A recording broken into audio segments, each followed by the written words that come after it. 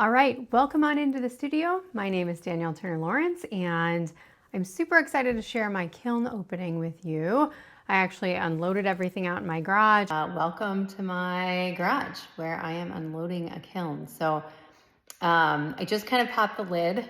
I looked and I actually had some ornaments fall off of my stilts. So a little bit of a bummer when I opened the kiln, but I'm going to go ahead and load this and then we will head to my basement. I brought it down here so that we had better lighting. And also I could kind of group things together in a way that really made sense for you to understand kind of what the glazes look like. So let's go ahead and get started. So let's go ahead and start with these things first. This is actually all the same glaze that's on here. I actually sanded a little bit at the bottom of that, so it was a little bit wet. But I want to show you the difference of the glaze. So, yep, all of that is the same. Okay. All right, I just wanted to make sure that I had that right. So we have 3 different clay bodies here. This is Sapphire Float. So this is Laguna 606 clay. This is Speckled B-Mix, and this is B-Mix.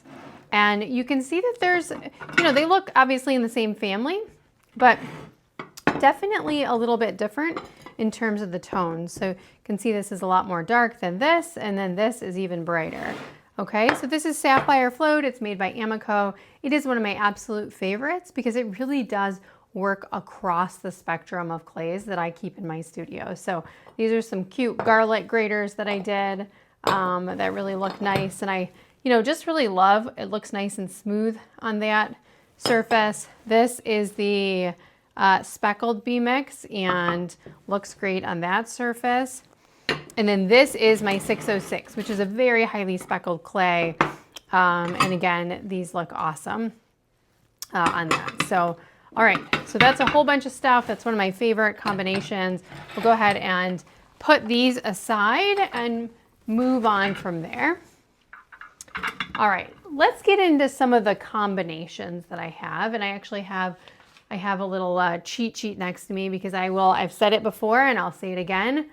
You will not remember what you glaze things in. Even having written it down, it's tough to know exactly what I glaze, and I have to kind of continually come back to photos I've taken and a little bit of deduction once I get everything out of the kiln. So let's go ahead and start with this kind of combination of stuff here. So this is a glaze called Pink Matte. It is actually made by Mayco.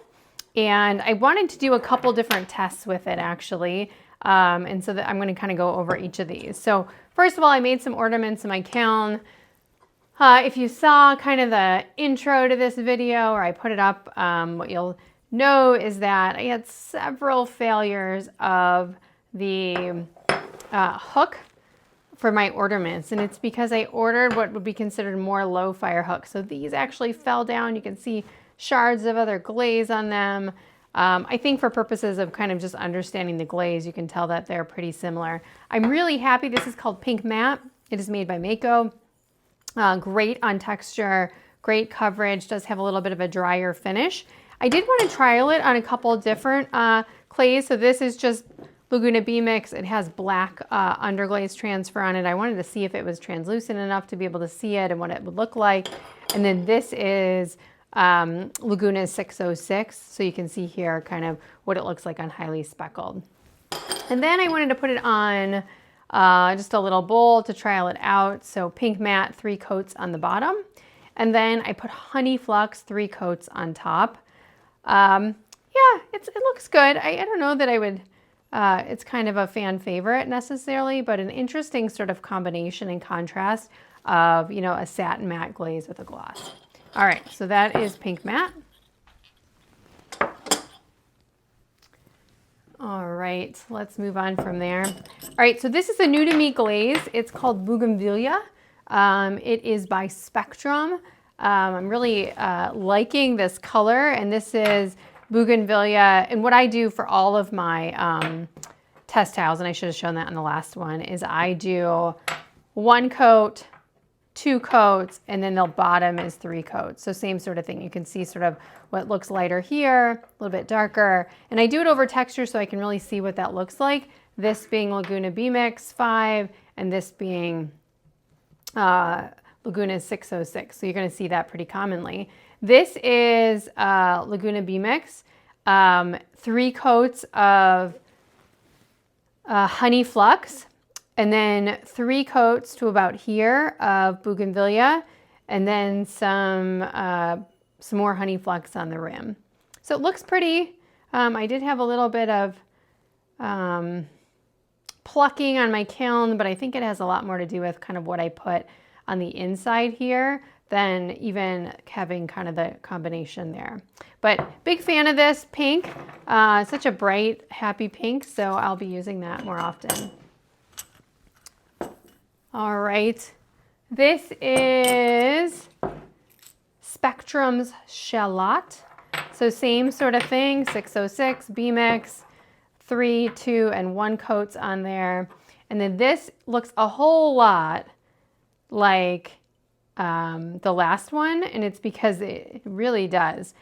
So 3 coats of Honey Flux, 3 coats of Shallot, and then more Honey Flux on the rim. So cute though, beautiful kind of drips there. Really liking that as well. All right, this I thought maybe would do a little bit more. This is 3 coats of Honey Flux with 3 coats of micro pearl over the top, and then some more Honey Flux on top of that. So maybe a little bit bland if you ask me. Probably won't be doing that again, but just kind of wanted to see what that looked like. All right. This also was a brand new to me glaze. I just sometimes feel to find out where the kind of difference in coats was. So this is Laguna's Blue Snowflake, and it says right on the container, this glaze may run, and it really does. I mean, I only put it to here, and it dripped all the way down, barely to the bottom. So I knew going in that I was going to be really careful with kind of what this glaze looked like, or how this glaze kind of got placed on the pot. But I'm a little bit disappointed because there really aren't, there's a couple crystals here, but really not much. There's a whole bunch of crystals on the inside, but I think that's because it got so thick down there. These are the test tiles. This is Blue Snowflake on 606, and then this is Blue Snowflake on Laguna B-Mix, and what you can see is it starts to get crystals down here. Totally obscures texture, but there's definitely crystal growth there. So I think I just need to try this kind of on a different surface, maybe not on a vertical surface, maybe on a horizontal surface to see if I can get those crystals to go. All right. All right. So this is a couple combinations. So this right here is Amaco's Blue Midnight. All right. I had this little kind of tester and I wanted to just put it on there. Might actually put a gold decal on there, but that is what Amaco's Blue Midnight looks like by itself. This is a combination of 3 coats of Honey Flux all over, and then 3 coats of Blue Midnight on the top, and then 3 coats of Blue Rutile under that, and then some more Honey Flux at the rim. I love this. Again, I got some plucking, not because of the outside, but because I put Honey Flux pretty heavy on that inner foot ring, and it is not deep there, and so it plucked the shelves. So good for testers, obviously. We'll have to kind of sand that down a little bit and maybe keep it in my own kitchen. And then this is the same thing. I just did it on one of my mini vases, 3 times Honey Flux with Blue Midnight at the top, Blue Rutile below it, and some more Honey Flux there. All right, love that combination. All right, and then this was also a new combination for me. This is 3 coats of Honey Flux, 2 coats of Peacock. Probably just has 3 coats on it, but you can see it over texture. So this is Peacock by Mayco. So it is surprisingly 3 coats of Peacock and, 2 coats of Peacock, and then some more Honey Flux at the rim there. So it came out cute. I really kind of like how it's separated there, so I might do that one again. All right, moving on. Let's do these little bowls here. So I have teeny tiny little bowl. Look at how cute it is. Okay, these are all the same. So I'll just kind of to show you what they look like. So love, love, love this combination. This actually might be my favorite thing that came out of the kiln here. So this is 3 coats of Honey Flux all over, inside and out. And then it is 2 coats of Blue Midnight on the top, 2 coats of Smoky Merlot below that, and then some more Honey Flux on the rim. So just beautiful kind of how that turned out. You can see kind of those shades of purples there. Really happy with that combination. All right. All right, let's do these so I can get them out of my sight. They are going in the trash, unfortunately, and I think you can see why. I have to say I'm in love with the glaze combination, but clearly there is too much going on here. But these will see another day because they are really just gorgeous on the inside. So this is 3 coats of Honey Flux, and then this is 3 coats of Iron Luster with more Honey Flux on the rim, and just clearly like way too much Iron Luster. I will do this again, but I will stop the Iron Luster much higher up.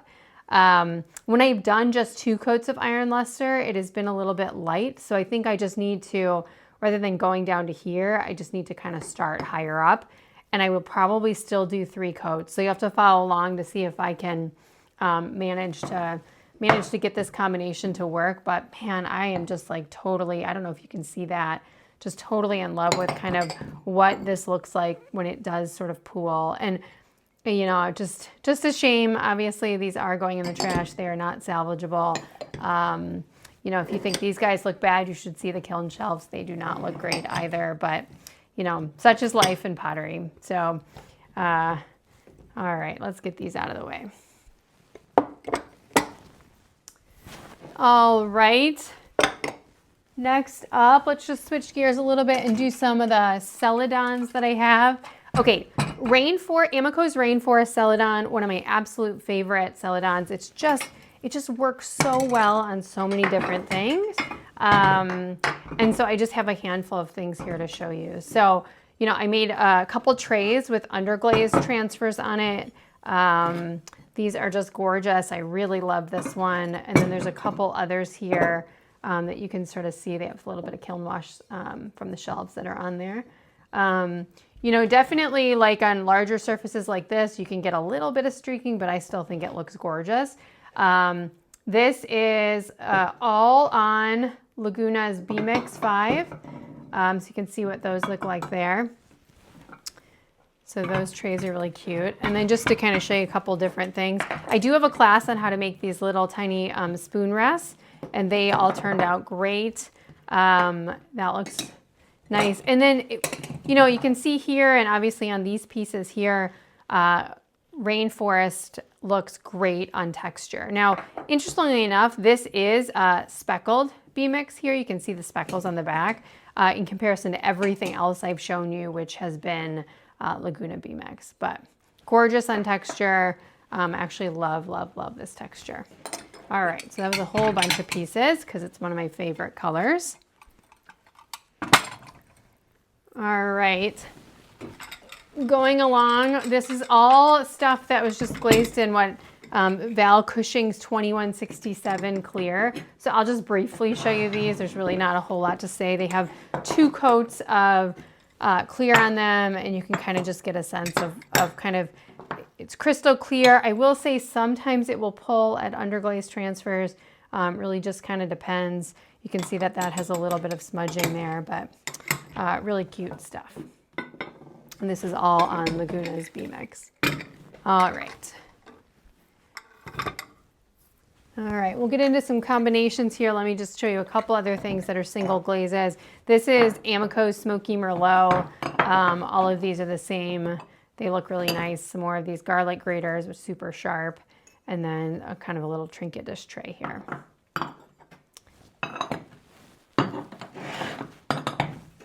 All right. All right, let's do just this one here real quick. So I actually really like this. So this is two, and this has some kiln wash on it, you can see. So this is two types of clay. This is a speckled B mix, and this is Laguna 606. And the glaze that's on it is Amaco's Midnight Run. Also, just another one of my favorites. What is important to know about this glaze is you should only use 2 coats when you're doing texture. Okay, if you use more than 2 coats, and you can see here sometimes in the kind of edges, it will just obscure your texture, and definitely just not necessary, right? Like, it looks great with just that 2 coats on there. You get pretty good coverage. You get a little bit of kind of variation here, which looks nice, but really liking that pattern. All right. Let's get into a couple more combinations here.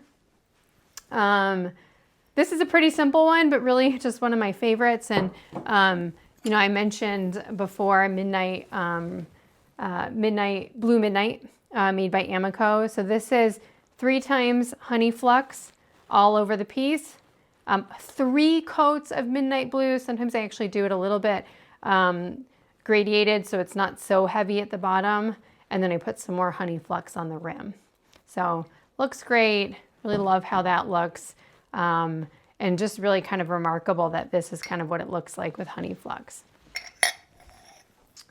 All right, so this is a new combination. Really like it. You know, I had a number of things out of this kiln not work out well, those 6 bowls being kind of what took the cake, along with the fact that the ornaments dropped off the stilts because I used the wrong metal pieces on them that did not high fire. But this was a real winner for me. So this is Amaco's Tourmaline. I actually didn't even have test tiles of it, so I made test tiles of it.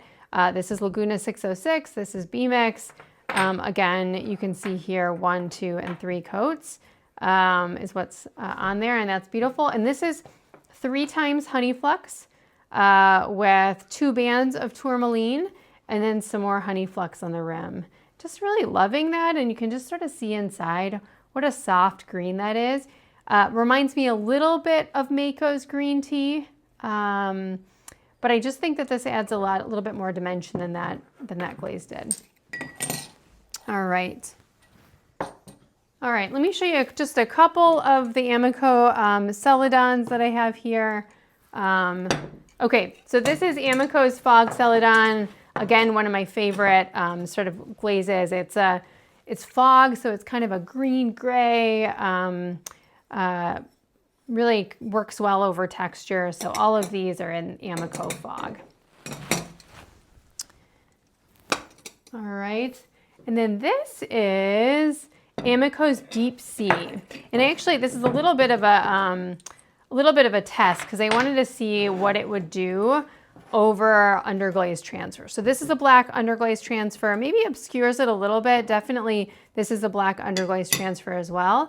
These 2 are blue underglaze transfers, and I have a tray that has gorgeous blue underglaze transfer on it, and I wanted to be able to try kind of a blue over top. So I actually really like this. This will be what I'm doing, but you can really see that, you know, it does kind of obscure the difference between blue and black. So just something to keep in mind when you do it, but you can definitely see the underglaze transfers through Amaco's Deep Sea. All right, which as opposed to this, which is Amaco's Storm, even though I don't have one with underglaze transfers here, I can tell you for sure that it really obscures underglaze transfers through Amaco's Storm. So this is, again, a Celadon. These are different clay bodies. This is B-Mix, and this is another one of those that fell off of the rod because I used the wrong nichrome use there that only went up to 1,000 degrees Celsius. So this will be trash, but these are on Laguna B-Mix 5 with speckles, and really like that color a lot. All right. Keep on moving on. Okay, couple more combinations here that are new. So This is 3 times Honey Flux with 2 coats of rose quartz and then some more Honey Flux on the top. So rose quartz is kind of a bit more of a satin glaze, and you can feel it here. It's a little bit drier than kind of what you feel up here. I think it looks pretty. You know, I like it. I'm not sure that I would make an entire set of dishes with it, but kind of a cool contrast, and definitely did a lot of running on the pot. So, all right, this might be one of my favorites that came out of the kiln. Okay, so this is essentially micro cerulean over Honey Flux. So 3 times Honey Flux inside and out, and then 2 coats of micro cerulean, which you can see here. This is what it looks like when it is just by itself. And then again, some more Honey Flux on top. So really beautiful. Really love just the glass gloss of this. There's one tiny little pinhole, so maybe a little bit thick there, but wow, that's really pretty. The inside's pretty. I did kind of the same thing on this little tiny little vase here as well. All right. All right, I did have this just to show you this is not a combination. This is Mayco's Micro Pearl. Really love that it's kind of this almost opalescent or like frosted look on it, maybe a slightly drier glaze, but you know, is blue within those texture areas, and really just a beautiful combination. Actually, I shouldn't even say that. It's just really a beautiful glaze. There's no combination here. This is a single glaze, 3 coats, front and back, and you can just sort of see how it breaks on texture. All right. Lastly, so this was kind of an interesting one. I wanted to take pink matte, which I've already shown you what pink matte looks like, but let me bring this back so I can show you again. So this is pink matte. This is 3 times Honey Flux, 2 coats of pink matte, and then some more Honey Flux on the rim. And this little guy is kind of the same thing that I did. So, you know, again, this is one of those where I'm like, okay, glad I did it. It's not ugly. It's just not necessarily something I'd make a whole dinnerware set out of, but interesting to see nonetheless. All right.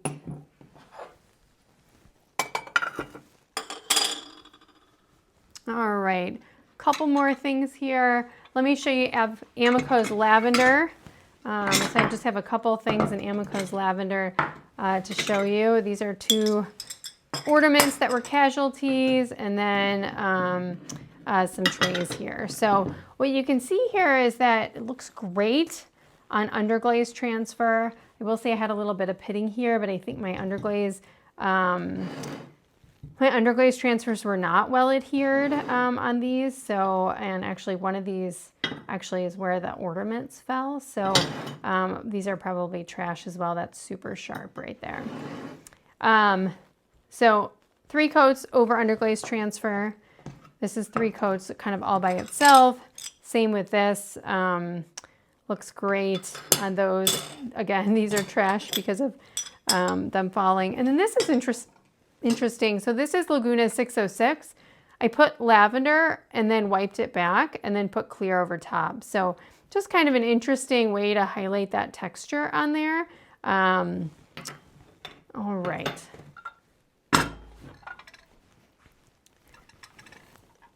All right, getting down to the nitty-gritty here. Okay, this is Amaco's Cherry Blossom and Weeping Plum. And let me just make sure I have those correct. So this is Weeping Plum and this is Cherry Blossom. Now what I will tell you is that it's light, okay? And it's probably because my kiln is firing almost to cone 6. You lose some of that pink that's on there. This is Weeping Plum. You can see it's a little bit more pinker and definitely didn't kind of burn out as much. So that's what those look like on underglaze transfers that are black. All right.